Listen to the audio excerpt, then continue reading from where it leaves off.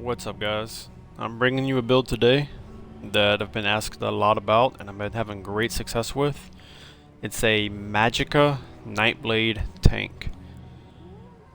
Pretty fun to use, really easy to use as well. Let's get right into it. As far as my skills are concerned, on my single target / boss bar, I'm running Swallow Soul. The reason why I chose this morph is because I receive 8% additional healing. I didn't go with the other morph because your damage with this particular class is so low, you're not going to do much healing to the rest of the group. So it's beneficial for you to run this because your healer can do its job better. In addition, in the siphoning trees, you're able to do more healing with these abilities slotted. So the healing that you do off of it is going to help you out a little bit better as well. My next ability that I use Pierce Armor. The reason why I go with Pierce Armor instead of the other morph is you can help your DPS, your group's DPS, by reducing their spell resistance as well. Good taunt, cheap, only 1400 stamina, makes the enemy attack you for 15 seconds. Dark Shades, which you're going to need to run a shadow ability on both bar, and we'll get to that. But Dark Shades gives me 18 seconds that I have these little minions out, and they reduce the enemy's damage by 15%. Keeps you alive, makes your healer's job easier, and it also procs the shadow passive, which every 11 seconds you're going to need to cast some sort of a shadow ability because it's going to give you 5280 armor or physical and spell resistance. Siphoning attacks. When you have this up, your light attacks are going to give you 972 Magicka and stamina, but all of your skills are going to have a 10% chance to give you almost 2k Magicka and stamina back. It's a big part of this class. You always have to have that up. Next ability, Absorb Magic. If it's a really heavy magic fight, this can really increase the survivability, make everybody's job easier. Give you a 13k bubble. It'll absorb that amount and then it'll turn around and heal you for 13% of your max health. But what's cool is while it's slotted, it's increasing the amount of damage that you can block by 8% and reducing the cost of blocking by 8%. So it's definitely important to have this on your front bar. There are some weird things where you can run it with your AoE just so that way, because you do have more enemies hitting you, but I find that you're not going to be blocking too much when you're fighting a bunch of small people, only during the boss fight. But with this though, you can permanently block. You keep your siphoning attacks up, keep your shadow ability procced, and just hold block and spam the hell out of Swallow Soul. And because it's so cheap, you have a lot of ability going out there. It's going to proc enough to keep your stamina high, so that way you never have to let go of block during a single target fight. On our multi-target bar, now if you notice, I got two abilities that are the same on both bars. I'm running Pierce Armor on both bars, and I'm running Siphoning Attacks on both bars. The reasoning I'm doing that is I don't like the Undaunted taunt because it costs so much Magicka, and Magicka is very important to retain with this build. Because with the AoE it's costing 2600 Magicka to cast that ability, so you don't want a taunt that's going to cost 3k Magicka. I mean, it's horrible. You don't want to do that. I'd rather use my stamina on this and then keep my other resources open so I can keep casting my abilities. Then my siphoning attacks, the reason why I'm running this on both bars is, one, just for having it slotted on your bars, you're going to be able to, your healing is going to be able to be increased, your Magicka is going to be increased. Also, the other morph, which is a toggle, is kind of garbage. It does not give you back much resources at all, and it just makes sustaining extremely difficult. And about the healing as well, why you want more than one slotted, because here I got 3 with my Sap Essence, Siphoning Attacks, and Soul Tether. It's going to increase the healing that I do, which when it comes to Sap Essence, it heals you for 800 plus 20% more for each enemy hit. So if you're fighting at least 5 enemies, you're healing yourself for 1600 every time you cast this ability. Basically everything about this is healing yourself. Between Swallow Soul and Sap Essence, you're healing yourself. So anyway, back into it with the AoE. You have your Sap Essence, hits everybody around you for a good chunk, heals you, also gives you the Brutality and Sorcery, so that way it's going to benefit both your Pierce Armor and your Sap Essence. You have Twisting Path on your back bar for your Shadow. It's by running a Shadow ability on both bars, it's going to give you 3% extra health, but also it's going to make it so that way when it comes time to cast for your Shadow passive, Shadow Barrier, when it comes time to cast it, it's just right there on the bar, you don't have to swap back and forth. It does cause a little bit of AoE damage, so you could force some other mobs that you're not taunting to attack you just for having this down. And then I run Mirage. It's under the Assassination Tree. Whenever you cast it for 26 seconds, you get 20% dodge, and it's going to give you about 1,000 physical and spell resistance. You want to keep this up at all times too. What it does is basically a 1 in 5 chance your character is just going to passively lean out the way and the enemy is going to miss their attack. So it does reduce the damage that you take. And the ultimate that I'm running on my AoE bar is Soul Tether. It's going to do a good chunk of damage to everybody around you, stun them, and then heal you. Gives your allies an ability to heal themselves. Basically, it's there for the passives under the Siphoning Tree, which you drink a potion, 12 ultimate, increases max Magicka by 8% for something slotted, gives you increased healing, healing done, which any healing you cast is done, and then whenever you activate a Siphoning ability, it gives you more ultimate. So all that is going to work together with itself. And then on the ultimate for my front bar, I'm using the Shadow ability because it gives me more health. I'm going to need more health fighting a boss. But also reduces the damage that I take by 60%, and reduces the damage that allies take by 30%. So it's just overall great. So going back to emphasize even more into the passives, you have to cast that Shadow ability every 11 seconds to get your 5200 armor. You are getting more health for having them slotted. You are getting more Magicka, and your healing done is going to be increased for siphoning abilities. I'm still working on my one-handed shield passives, but you're going to want every one of them. They're all just basically self-explanatory. I'm running full heavy armor right now. Once I get it to Vet 16 purple or better, I'm actually going to switch to 5 heavy 2 light. But the sets that I'm running 5-piece Pariah. The reason for that is as your health starts to get low, your resistances is going to go up. So that way it lets you spec into other things besides full resistance, so you don't have to be at cap at the start of the fight. You really want to be at cap at about 80% health is where you want to be. The other 2 through 4 the set bonuses are great. Gives you health, physical resistance, spell resistance. The other set of armor that I'm running is White Strikes. I'm not a fan of the health recovery in it, but it does give me max health, does give me spell resistance. And the 5-piece bonus of it, whenever I drop to too low of health, to under 30%, it's going to give me a damage shield for nearly 10k for 8 seconds. And that can happen every 15 seconds. So it's an oh shit button where you can heal, your healer can heal you, something can happen. And it can proc a lot if you need it to. Not that you want it to, but also when your health gets that low as well, down to 30%, your Pariah is going to be more effective. It's going to be reducing even more damage for you. So they work in tandem together. As far as my monster sets are concerned, I'm still working on getting others, but I'm running the Molbeth right now, heavy, just because it's giving me the additional 1000 health. And then I'm running the Engine Guardian helmet just because it's heavy, and the Divines on it is pretty good.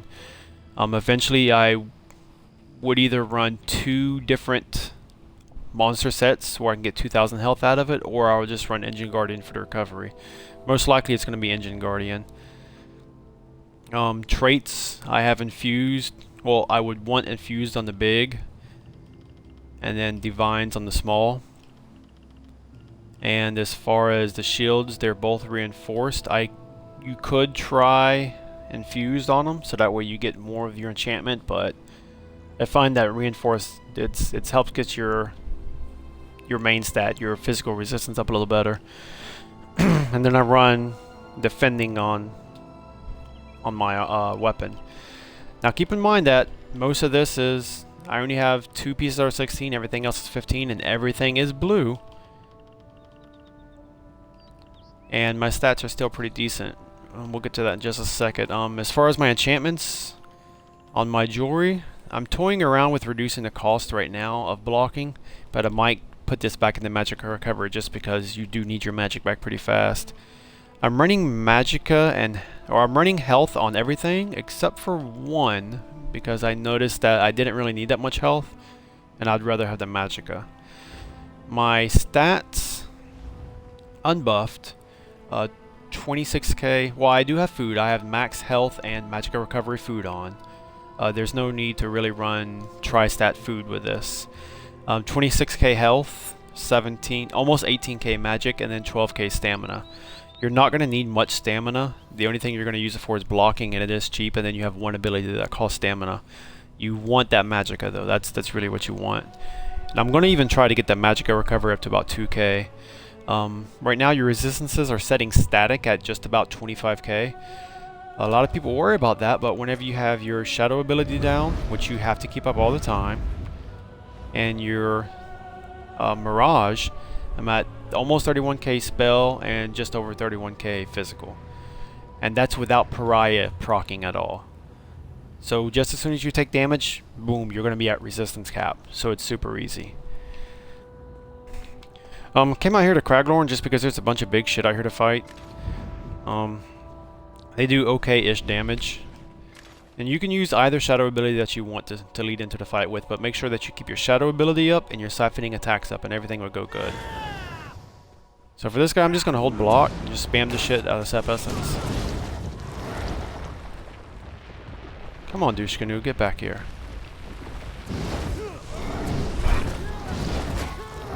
So I'm going to cast my other shadow ability just because I don't want to overlap my minions there. Alright, now we have an AoE fight on our hands. Get my minions back up, Sap Essence back up, or excuse me, siphoning, and just start Sap Essence. Now with the Sap Essence, you notice that your stats go away a little bit faster. So when you're AoE, you're going to block, light attack, block, sap, sap. Light attack, block, sap. That's really about the only way you're going to keep your magic up when you're doing AoE, just because it costs so much. Make sure I got my shadow ability going.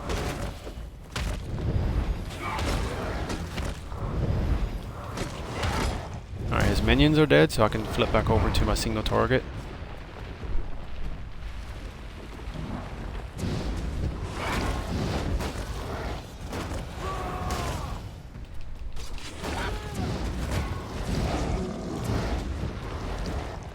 Come on now. And that's all I'm doing is just spamming my Swallow Soul. And it's going to keep my stamina up, it'll keep my Magicka up, as long as my siphoning attacks is active. So single target, you never have to let go of block. AoE, you kind of got to work around it. You got to block most of the time. We do got this crystal over here where I can demonstrate the AoE capabilities of it. You know, before I get into that, champion points, straightforward actually with a tank. Green, because I am Magicka base, I'm reducing the Magicka cost, and I'm giving myself Magicka recovery. I'm going to continue those all the way up to max. Blue, I'll put 30 points into the apprentice side, just so that way you can get the 12% additional crit.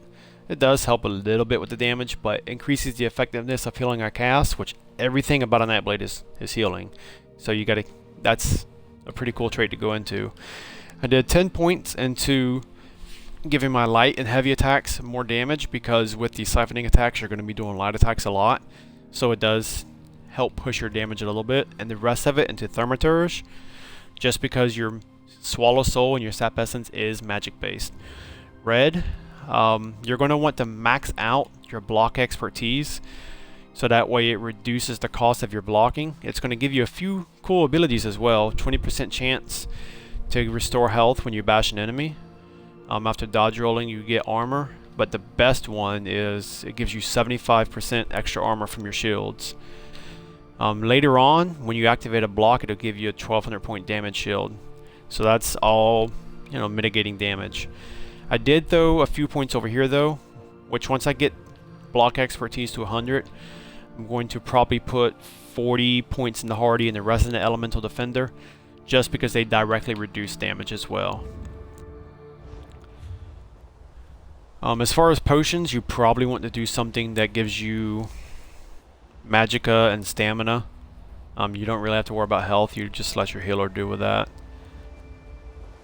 Let me zoom out a little bit. Alright, so let's see how this works on AoE. So I got my shadow buff up, keep my dodge buff up.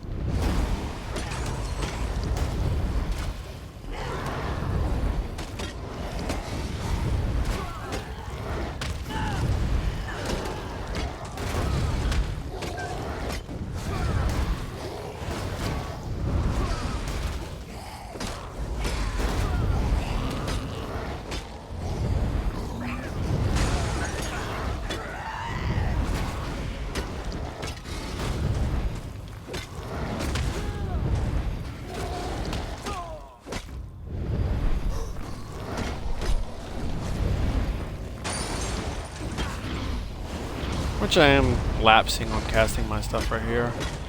I guess I could find something bigger to fight, but you know, Vet 11, Craglorn. Shit does hit okay out here, especially when you got a lot of them. The only problem is that with this class you don't do a lot of damage, and fights do take a while. Let's see if we can get this ultimate down, get some more damage on this crystal.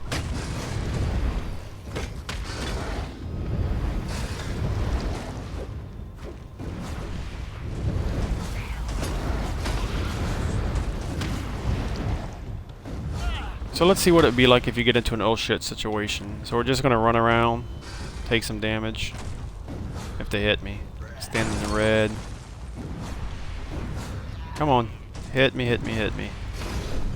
Alright, so there my shield procced. Let's see if we can get ourselves back up.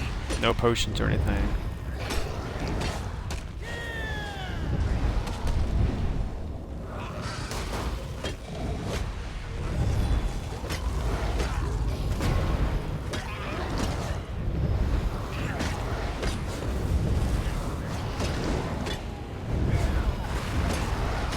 So the mitigation is high enough to where you'll gradually heal back up.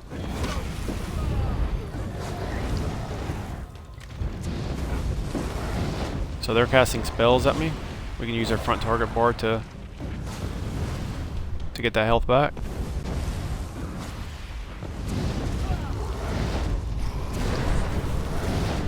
And that's pretty much the basis of it. I'll keep recording until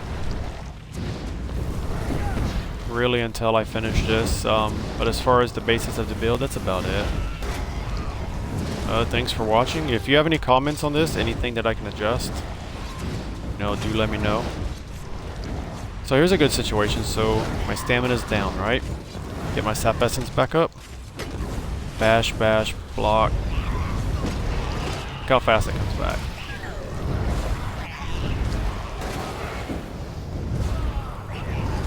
Now all I'm doing is spamming sap essence and it's keeping my stamina up, and I'm holding block this whole